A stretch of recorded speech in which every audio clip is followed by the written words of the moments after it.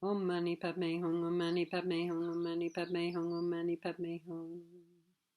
Om Mani Padme Hung, Om Mani Padme Hung, Om Mani Padme Hung, Om Mani Padme Hung. Om Mani Padme Hung, Om Mani Padme Hung, Om Mani Padme Hung, Om Mani Padme Hung. Om Mani Padme Hung, Om Mani Padme Hung, Om Mani Padme Hung, Om Mani Padme Hung. Om Mani Padme Hung, Om Mani Padme Hung, Om Mani Padme Hung, Om Mani Padme Hung. Om Mani Padme Hung, Om Mani Padme Hung, Om Mani Padme Hung, Om Mani Padme Hung. Om Mani Padme Hung, Om Mani Padme Hung, Om Mani Padme Hung, Om Mani Padme Hung. Hello everyone. Yes, I've just finished my practice and for the morning, my meditation and so on. And I've been chanting that mantra, the Avalokiteshvara mantra. And this morning, unfortunately, I had to do 684 mantras, which are for all the people that died yesterday. I say unfortunately because, of course, those numbers are growing. So, Om Mani Padme Hung. Well, two of those words we're probably very familiar with, Mani and Padme. So, Mani is the jewel, Mani, the jewel. And Padme, of course, is the lotus, the jewel within the lotus. And we all have that jewel within the lotus, within our own lotus. So we can see ourselves as lotuses which are growing towards the light of enlightenment. I thought today I'd talk about how we can make the most of it. And I was thinking about, some really common sayings that we've all heard before and we probably never give much thought to. So the first one I was thinking about was make hay while the sun shines. Make hay while the sun shines. And the second one I thought of was don't put off till tomorrow what you can do today. And of course they both have a very similar meaning. In other words, to make use of the time we've got.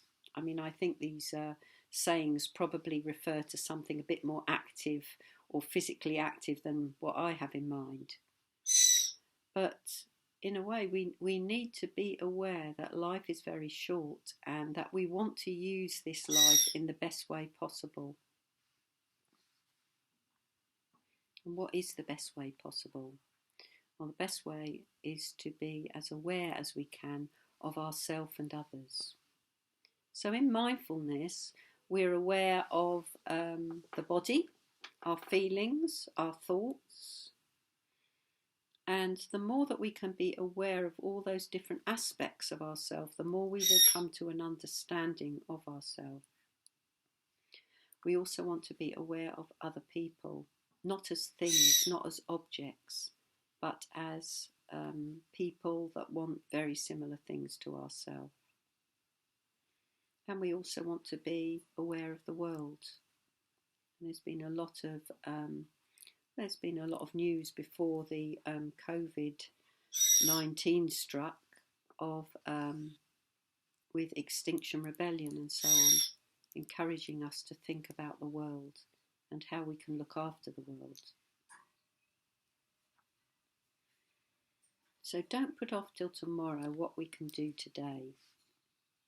And I think quite a lot of us probably procrastinate about particularly about things that are maybe a bit more difficult than going shopping or watching another box set or whatever. So, even I'm aware that for some people, for maybe quite a lot of people, even to find a regular and persistent meditation practice can be quite difficult. We have a great deal of a great capacity of knowing what's good for us, but not doing it. And that's fascinating, really. That permanently fascinates me, why we know exactly what we benefit from, and yet we find it so hard to do.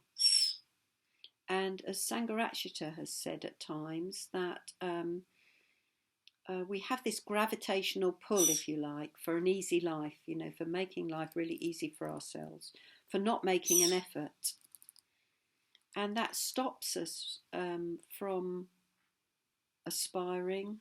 It stops us from really living our lives, you could say, fully. And that takes me to another saying, which is a bird in the hand is worth two in the bush.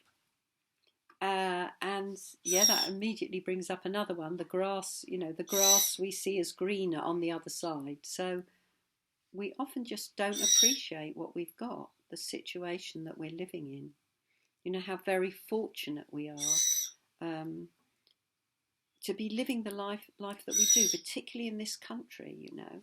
There are wars going on all over the world, and, you know, people losing their homes all the time.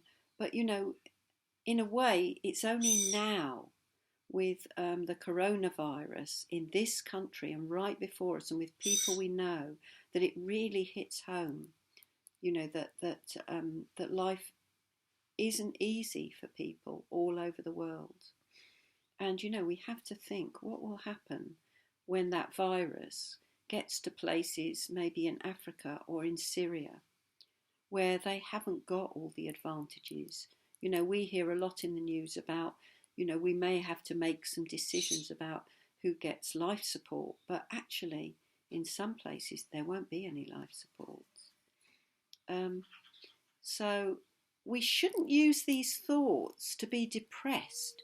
We should use them to motivate and galvanise ourselves to really appreciate what we've got, you know, what our lives are like. And, you know, how easy and pleasant we have it a lot of the time. So, you know, if we can be more other regarding, I mean, I'm already starting to think like there's going to be a lot of very bereaved people. There's going to be a lot of people that have been through traumas that hopefully the majority of us won't go through. And how are we going to help those people? How are we going to be with those people? What have we got to offer them? So, yes, what we can offer them is, you know, our own qualities, our own jewel that we have in our own lotuses. And, you know, hopefully some of those people will come to the Buddhist Centre. They will look for some spiritual answer, some deeper meaning than perhaps they've ever found before in their lives. I certainly hope so. And, you know, we may have other ways of help. Yeah, we will all find our ways, but we need to be now certainly more other regarding, looking outward. You know, this isn't just about ourselves. This is about people who will be suffering in all sorts of ways long after the coronavirus has finished. So it's a beautiful day out there. I hope you will all be mindful of what the government was saying yesterday, which is, you know, that to stay indoors and that going out is not an option if we want to save lives. So it's a beautiful day. You know, I can see the sun out there, and hopefully you've got a bit of garden or somewhere outside to have a short walk, and we can stare at the blue sky through the window. Yes. So I apologise this morning for Tashi, who wants to come out of his cage and is creating quite a lot of noise there. So I'll say goodbye for now, and I'll see you tomorrow. Go well.